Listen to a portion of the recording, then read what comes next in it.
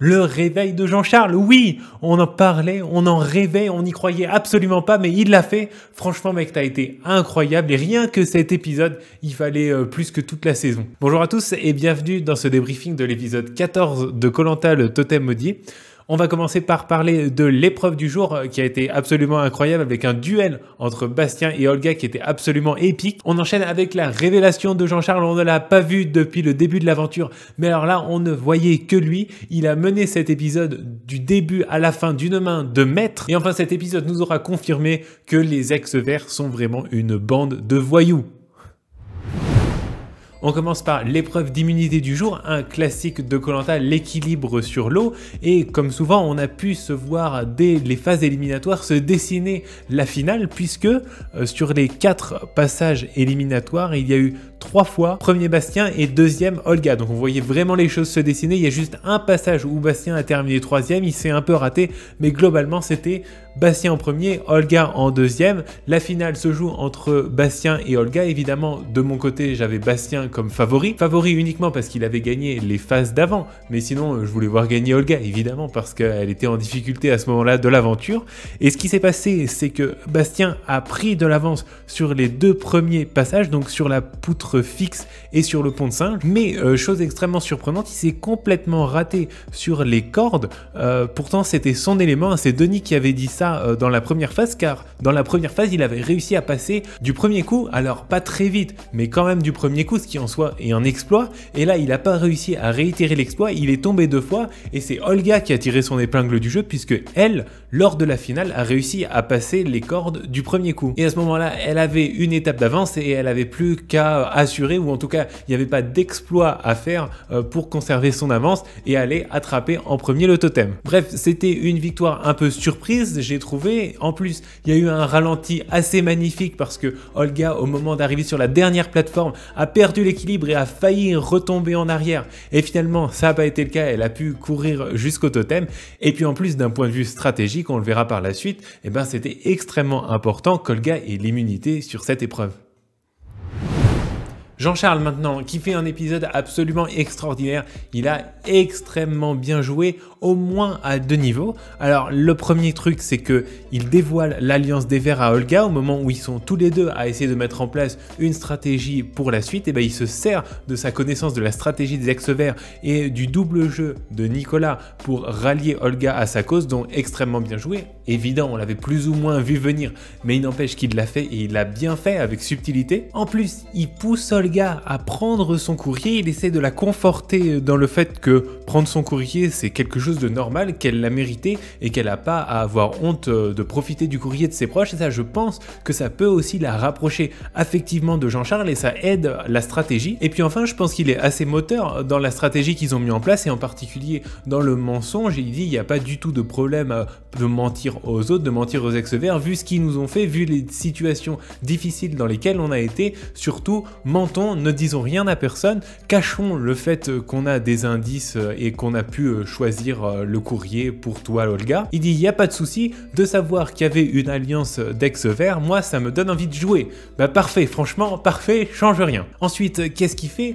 De retour sur le camp, il veut aller parler à Ambre de son choix pour l'épreuve éliminatoire et il n'hésite pas, il met les pieds dans le plat directement, voire même pire, il va pas directement voir Ambre, mais il commence par faire des petites allusions en disant subrepticement à François, je suis encore là, même si Ambre a voulu me virer. Donc c'est pire que d'aller voir directement la personne parce qu'il y a une petite allusion malsaine, une petite pique en fait, un peu mise de manière détournée. Et puis par la suite, il va la voir directement et il lui dit, voilà, j'ai été déçu de ton choix et j'aimerais bien que tu m'expliques, et en particulier l'explication sur ma confiance en moi, ça me convient pas du tout. D'ailleurs, il n'est pas plus convaincu après avoir parlé à Ambre, mais ce qui est sûr, c'est que ça lui met la pression. Elle est mal à l'aise, elle est dans une situation inconfortable, d'ailleurs elle le dit, elle en a pas beaucoup dormi, donc c'est peut-être une bonne façon de jouer, c'est-à-dire de mettre les autres candidats, tes adversaires, face à leurs contradictions, et comme ça, ils sont moins à l'aise, ils ont moins confiance en eux, ils dorment moins bien, du coup, ils sont moins à l'aise sur les épreuves, ça peut jouer aussi un petit peu. Donc de ce côté-là, c'est assez bien joué. D'un autre côté, aller parler à Ambre aussi directement et parler de la stratégie des ex-verts aussi directement, je me dis que c'est peut-être pas forcément la meilleure des choses à faire, parce que si vous voulez mettre en place une contre-stratégie face à un groupe qui est assez fort, en fait vous avez tout intérêt à jouer aux idiots, à faire ah ben non, nous on maîtrise rien, alors qu'en fait vous préparez votre truc sans que personne ne s'en rende compte. Mais si jamais vous dites non mais moi j'ai pas de problème avec les stratégies, je comprends rien à la stratégie, à ce moment-là ça éveille pas les soupçons. Là, en allant voir Ambre, il disait clairement on va essayer de tenter quelque chose parce qu'on a vu que vous étiez très soudés les ex-verts et puis je suis déçu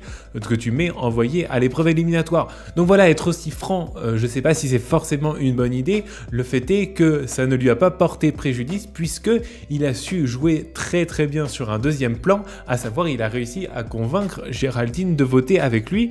C'était pas forcément évident, alors certes, il était plutôt proche de Géraldine, mais d'un autre côté, Géraldine a toujours voté avec les ex-verts jusqu'à présent. Bon, sauf au conseil précédent, mais le conseil précédent, c'était un peu bizarre ce qui s'est passé. Bon, on va pas revenir là-dessus. En tout cas, elle avait l'air de suivre pas mal François et Ambre, mais pas sur ce coup-là, parce que Jean-Charles a réussi à bien lui expliquer en douceur, il va sortir un truc, et du coup, ça va se retourner contre elle. Donc, il lui a pas dit directement, mais en gros, c'était oui, ça risque d'être moi, ça risque d'être toi, je t'en dis pas plus, clin d'œil quoi. Donc c'était assez évident que Géraldine allait comprendre quelque chose. D'ailleurs, elle a cru qu'en fait Jean-Charles allait recevoir l'amulette de la part de Bastien, et je me suis dit à un moment peut-être qu'elle va essayer de retourner tout le monde contre Bastien et qu'elle va aller voir François et lui dire bon bah écoute, Bastien donne son amulette à Jean-Charles, du coup faut voter Bastien. Mais bon, c'est pas ce qui s'est produit, de toute façon ça a été très compliqué de convaincre François de voter Bastien, donc ça sert à rien de faire trop de spéculations.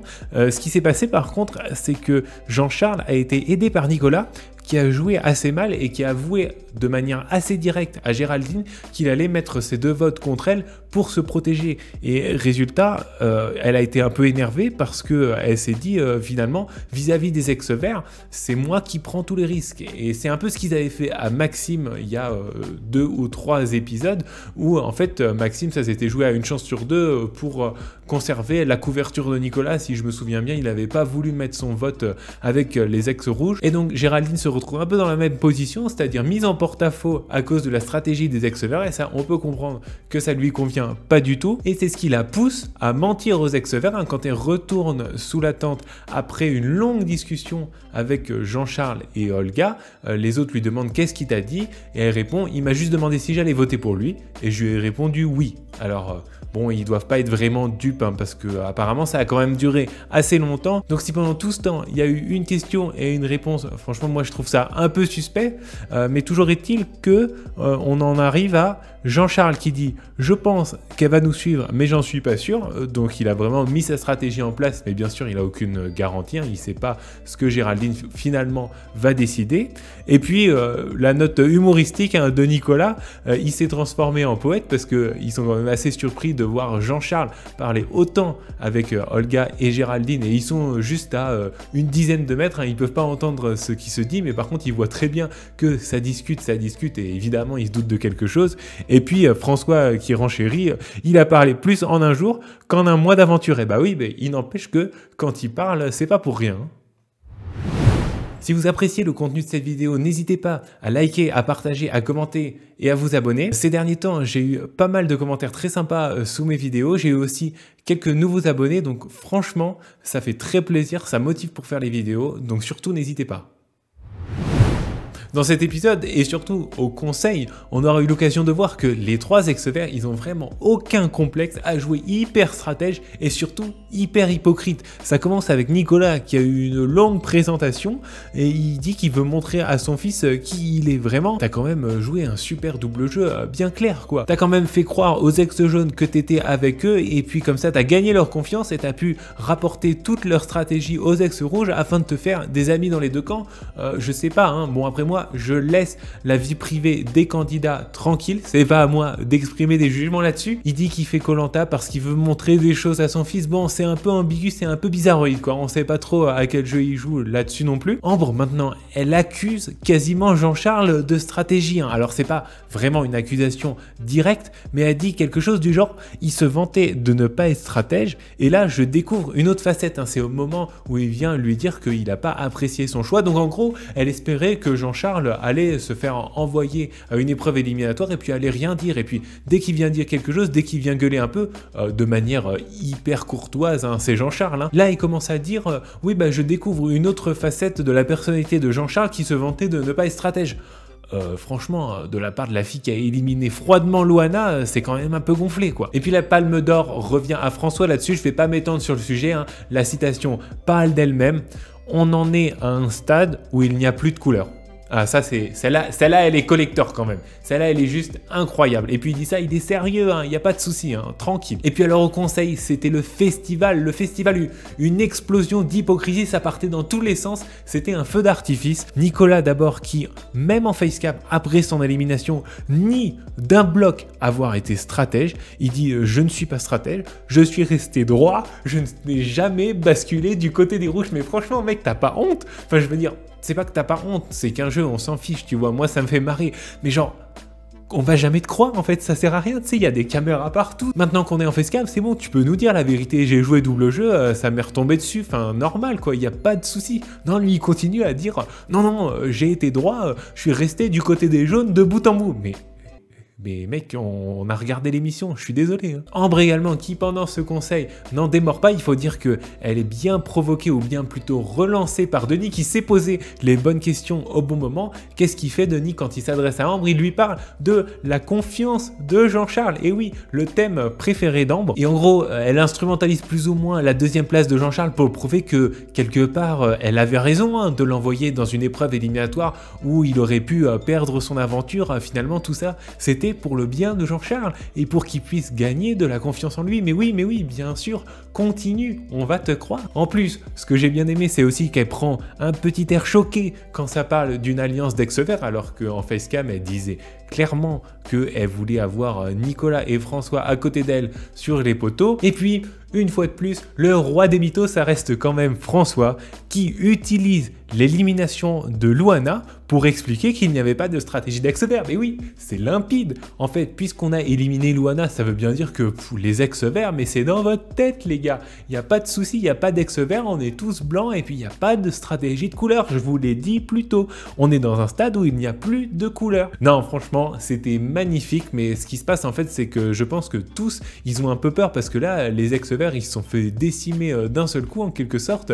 Il y a eu trop d'avantages de l'autre côté et puis une fois de plus, un beau jeu de Jean-Charles et du coup, comme ils veulent absolument pas passer pour des stratèges parce que sinon ils seront la cible du prochain vote et on se rapproche de l'orientation, donc ils veulent surtout pas que ça arrive, ils sont prêts à dire n'importe quoi, à nier l'évidence d'un bloc pour pouvoir éviter de passer pour des stratèges et comme disait Ambre, se faufiler jusqu'à l'orientation. Et le meilleur dans tout ça, c'est qu'à cette énormité qu'envoie François, Jean-Charles répond de manière légendaire avec son calme et sa bienveillance habituelle. Il dit oui mais vous aviez éliminé Loana, mais au moment où vous l'avez éliminée, elle disait que c'était un coup de couteau dans le dos. Donc ça veut bien dire qu'il y avait une alliance d'ex-verts. Et oui, logique, il lui a cassé tout son raisonnement en une seule remarque de Loana qui a été dite, c'était clair et net, c'est une trahison, elle l'a dit. Et donc Jean-Charles, très judicieusement, s'appuie là-dessus pour dire il y avait bel et bien une alliance d'ex-verts, arrête de me mentir. Bref, finalement,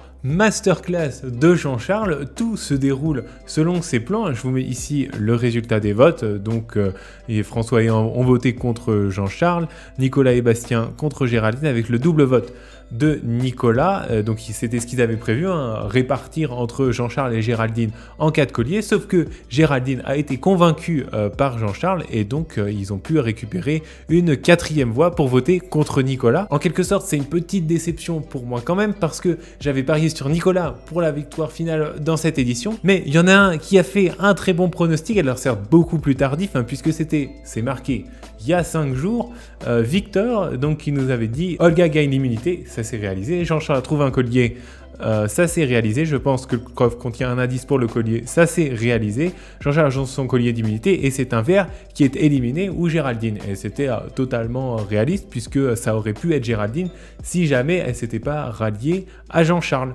Donc très bien joué, et puis moi, tant pis pour mon prono. Si on regarde la situation actuelle sur le camp, on pourrait se retrouver un peu dans une situation de 3 contre 3 avec Géraldine, Olga et Jean-Charles qui a priori ont été un peu soudés par ce succès d'avoir réussi à sortir un ex-vert, même si je pense qu'ils auraient pu plus marquer leur alliance. Ils auraient pu se dire carrément, se taper dans la main et dire bon maintenant on va ensemble à l'orientation si c'est possible, on vole pas les uns contre les autres. Là c'est juste Olga qui a essayé un peu d'obtenir des garanties, mais c'est vrai que Jean-Charles et Géraldine ont quand même été beaucoup moins virulents à ce niveau-là, ou en tout cas on l'a pas vu parce qu'ils doivent quand même se douter qu'il reste plus qu'un conseil avant l'orientation, donc s'il faut sceller une alliance, c'est maintenant ou jamais quoi. Enfin toujours est-il qu'on va considérer qu'ils sont ensemble, donc Géraldine, Olga et Jean-Charles, et puis François, Ambre et Bastien. Le seul petit problème dans cette histoire, c'est que François a récupéré le vote noir de Nicolas, ce qui fait que les entre guillemets ex-verts, même si maintenant il y a 2 verts, dont une qui était à moitié violette et puis un violet, ils sont quand même en supériorité numérique, et il va encore falloir un retournement de situation pour que ce soit ni Jean-Charles, ni Géraldine, ni Olga qui sortent au prochain conseil.